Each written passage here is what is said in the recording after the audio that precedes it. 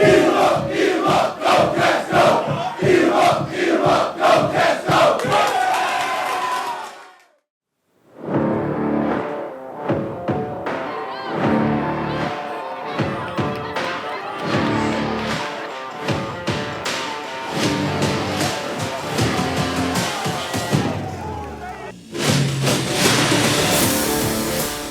is another episode of the States Up podcast. I'm your host, Brant Freeman. And coming up this week, we're talking Bobcat football. Huge game on the horizon. Big West Division showdown.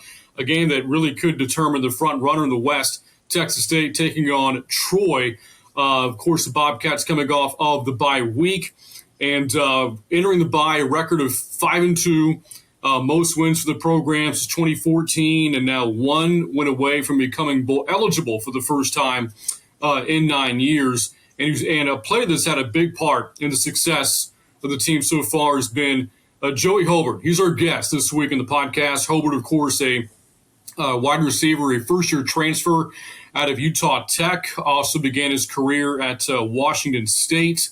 So he's made some travels, in college football, and now finds himself in San Marvelous. And everybody, of course, knows the nickname by now, Joe Dirt, because he runs these dirty routes. You look at the last 4 games for Joey specifically, 37 catches for close to 500 yards, 5 touchdowns. In the last game against ULM, 10 grabs for over 100 yards, 2 scores, both coming in the fourth quarter, and a come-from-behind win to include the game winner with, I think, 41 seconds to go. So, Joey joins us now on the podcast. Joey, how are you? I'm doing good. Yeah, no, thank you for having me. This is awesome. Joey, thanks for being here. And, of course, I just rattled off, a lot about what you've done, this season. And let's kind of start, with the last game you played, ULM.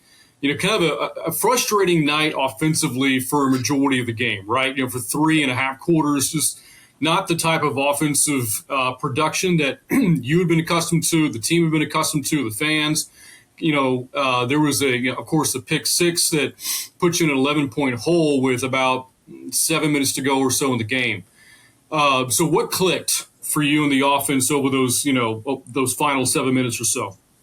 So, like you said, it was going really slow, but it's weird saying, but I really think that the interception kind of made us think, like, what are we doing? Like, we need to pick it up. We need to start playing not just better, but smarter. We need to start making reads where the quarterback can trust us, trust the receivers, and he can put it on the spot right when we come out of our breaks. And then we need to trust TJ into being able to throw it as soon as we turn around, so we need to be prepared for it. And I think that was something that clicked for us, especially after that pick 6, because, instead of getting down, we were like, we need to score. Like, we're not going to end this game with only field goals on the board. Mm-hmm. This is an offense that has produced many, many points throughout the year, has gone on drives that – 75 yards in 2 plays or 75 yards in 10. Mm-hmm. But we know we can score. And so going into that, we're like, we need to score now. Let's make it happen. Yep. And that's what happened. So I mentioned, all that the team has accomplished so far. The fact that you're at 5-2 right now, 1 win away from becoming bowl eligible. I do know the goals are higher than that. Talking to some of the guys that, well, that is a milestone accomplishment for this particular program, given the struggles they've had. The team still has the sights set on potentially contending for a conference championship, and attaining more than 6 wins for sure. You would love that, as you're already sitting on 5 now through 7 games. But as a guy who's in his first year with this program, kind of knowing the recent history being what it is, how significant is it, for you and all these newcomers, there's over 70 of them, to be a part of what is turning out to be a fairly special season? Like you said, like, it's special. It's something that it's hard to do, especially as a first year coaching staff, first year players. Like, when you come into a new program, you're thinking, okay, we may or may not get 3 to 4 wins. And that would be considered pretty good, especially with the past that the school has had, especially in the past 4 years. But you know, it's fun because we come out and practice every day. Excited to be there. Every now and then, we'll have our down days, but the next day when we notice that, we pick it up, and that next practice will be our best practice. And I think that everybody sees that, even if they have been here or if they're brand new. Like, this isn't a team that this isn't the same team in terms of last year or the year before. This is not just like new players, but it's a new foundation. We have a new way of thinking. We have a new way of going towards games, going towards practice. Like, we want to be out there. We want to win games. And we're going to try to do anything and everything we can to get those wins. Tell me a little bit more about the chemistry you seem to have with TJ Finley. He's in his first year at Texas State as well. The two of you had never played with one another before this year, but clearly, in terms of the amount of targets you're getting the catches you're making, he's looking your way quite a bit. So tell me a little bit more about the chemistry between you and TJ. Yeah, I've said it multiple times in the past, but I think a lot of it comes down to just football IQ, being able to talk on the sideline about what we see and what the defense is doing and how we can change a route a little bit so that he can hit it earlier or hit it later, depending on how they're playing. And also, I think it comes down, I haven't said this much, but it just comes down to being ball players.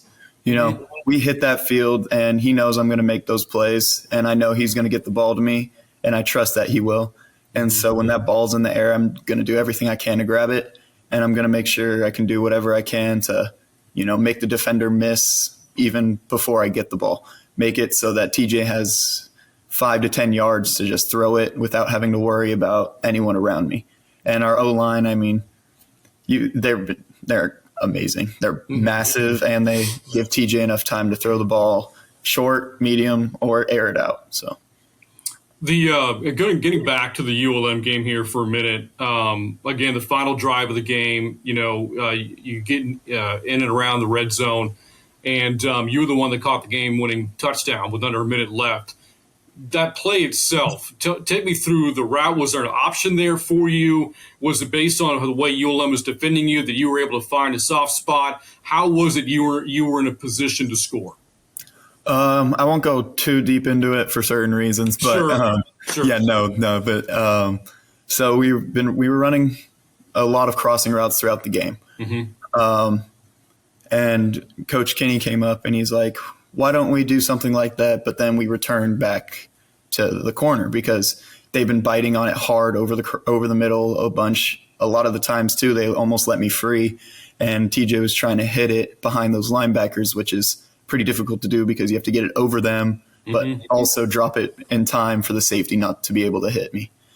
And so we were talking about it on the sideline, kind of talking to Coach Leftwich about how we wanted to do it and how we think it would work.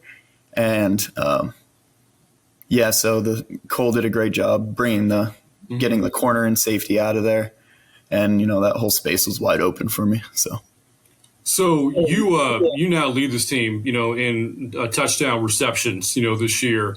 And one thing we've noticed most of the time when you do score, you have a little Karate Kid-like celebration. Can you give me a little bit more background on that? How did that come to be?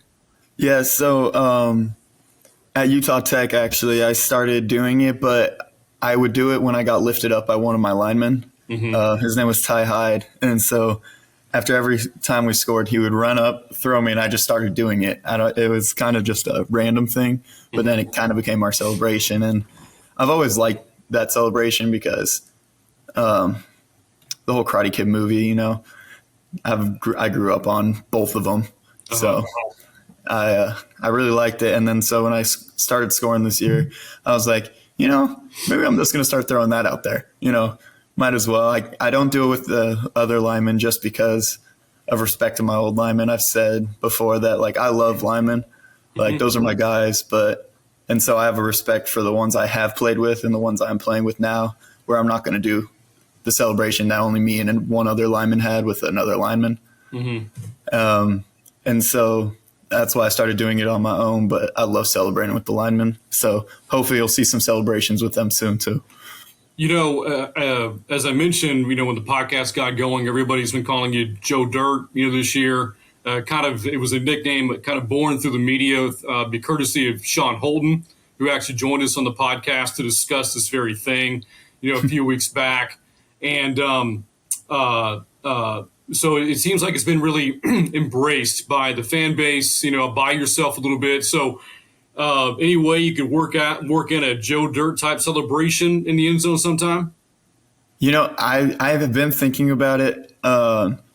I'm going to probably watch the movie a little bit during this bye week, like it's, film, like scouting film. I'm going to try to figure out what I can do and what would, be appropriate, because that movie's not the most appropriate in terms of things. So, I got to find certain thing that I could do and make it a new staple, I guess. That'd be kind of fun. I think there's a scene in the movie where Joe Dirt puts up both of his fists, talking to the mic or this one kind of thing. He was getting ready to, fight somebody or something like that. So I would start there, Joe. It's been a while since I've seen the movie, so I'm not sure what kind of physical thing you could do to emulate Joe Dirt, but I believe that is a part of it. So you might want to look into that one. And if you do, If you do, I want credit for it too, by the way. Okay, so. Yeah, for sure. Yeah, no, I got you.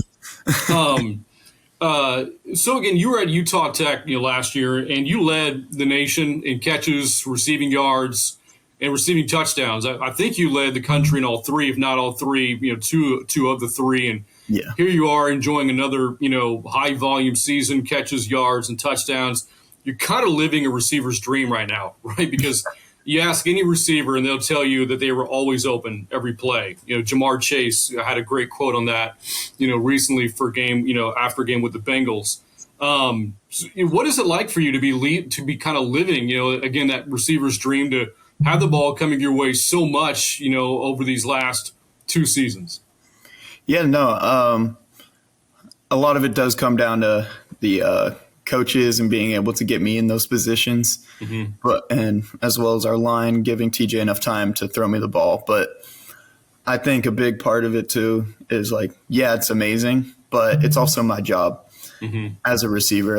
I go out there thinking, okay, I'm going to get this many catches, I'm going to get this many yards, I'm going to get this many touchdowns. I shoot really high. That's why I'm not saying those numbers, because I'll think about going 20 catches and then 300 yards, 4 touchdowns.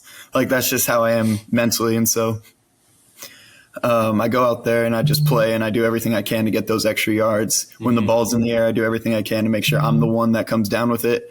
And I have the ball secured when I do hit the ground, so that it's not incomplete. And then, like I said, I fight for those extra yards. I'll always try to get moving forward, even if I'm getting smacked from the inside linebackers. So take me through your college football journey. You're from San Clemente, California, so you're kind of a West Coast kid growing up. You first start out in the Pac-12, Washington State. You wind up at Utah Tech, then at Texas State. Guide me through that journey for you and the steps along the way. Yeah, so in high school, junior year, I had a really good year. And then right before senior year hit, I was getting looked at a little bit.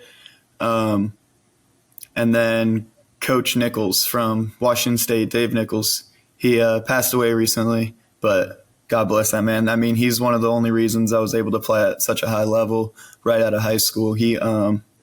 He took a shot on me. He came down to visit our school, and he said, hey, I'm going to go back to the school. I'm going to meet up with the coaches. This is during spring. So I'm going to meet up with the coaches. I'll call you and let you know. And I was like, awesome. I really appreciate it. He goes up there, calls Coach Frith. I'm on the sideline at practice, right before practice starts.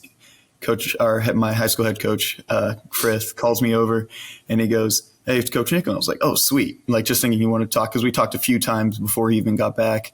And he goes, Joe, I'm sorry to say it, but none of the coaches are here. He goes, I'm not able to talk with Coach Leach or Coach Spurrier about you and about giving you a scholarship, but I may lose my job for this, but screw it. He said something else, but he goes, I'm going to offer you. And I was ecstatic. I mean, it's a Power 5 offer, first one. I mean, it's a school that throws the ball a bunch with Mike Leach's air raid. And so, yeah, I committed soon after, I think like a month or two later. And it kind of just set off from there. And then I signed with them my senior year, ended up having to decide if I wanted to get my national letter of intent removed or not, because Coach Leach went to Mississippi State with that whole staff. And Coach Rollo and Coach Stutzman came in to Washington State from Hawaii. And I was like, you know what, I'm going to stick through it, see how it is. Amazing. Love Coach Stutz. To this day, he's my guy. Like, I trust him. He trusts me. Like, we have a connection that on the football field, he's my coach, and he's going to do what he can to help me. Off the field, it's like another father figure to me. He's someone that I know I can trust, and if I'm going through something, I can talk to him about anything. Then stuff happened. They ended up having to get fired mid-season. After that, I was kind of in a rough spot and decided to enter the portal. Nothing was really clicking. You know, Coach Stutz talked to me a few times. He's like, hey, I'm at Dixie State, soon to be Utah Tech. And I was like, okay, like I'll wait on it. And he goes, yeah, no, you don't need a rush. Like, if you need a spot, it'll be open. And then I was thinking, oh shoot, I'm not going to be able to grad transfer because I'm not going to have enough credits by the time I would be done at Utah Tech unless I stayed there for a full 2 years. And so I walked on to Utah Tech.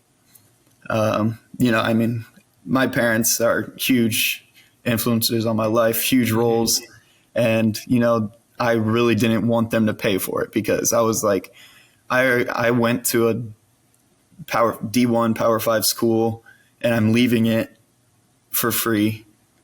Meanwhile, they're now having to, one, not only pay for school, but also risk me not getting a scholarship if I transfer again.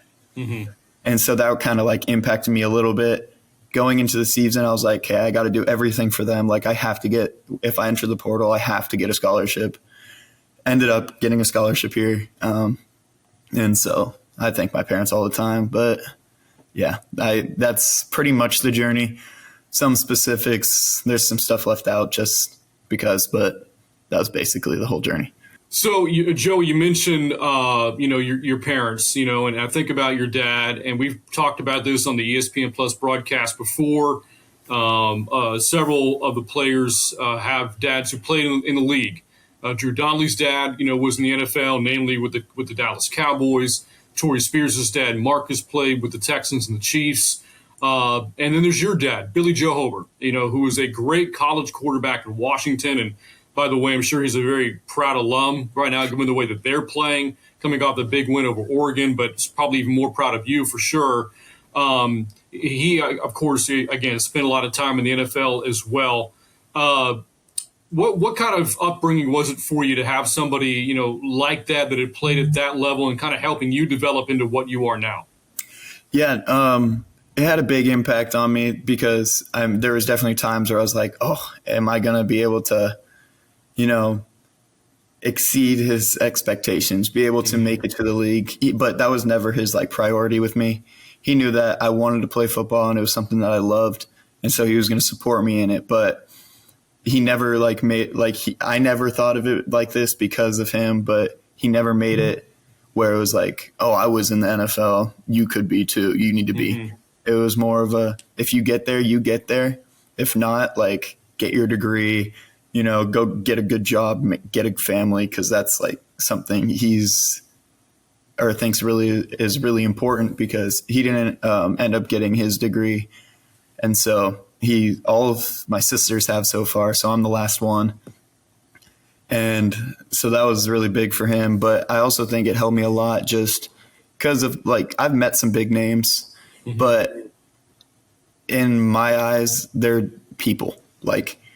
They're all just human beings to me. And so I don't go in thinking, if we're playing a big team, I'm not going in thinking, oh, we're about to play so-and-so, so-and-so, and so-and-so. We're about to play a team that's on our schedule, and I'm going to do everything I can to produce numbers, produce touchdowns, like make sure that I'm going to keep the team,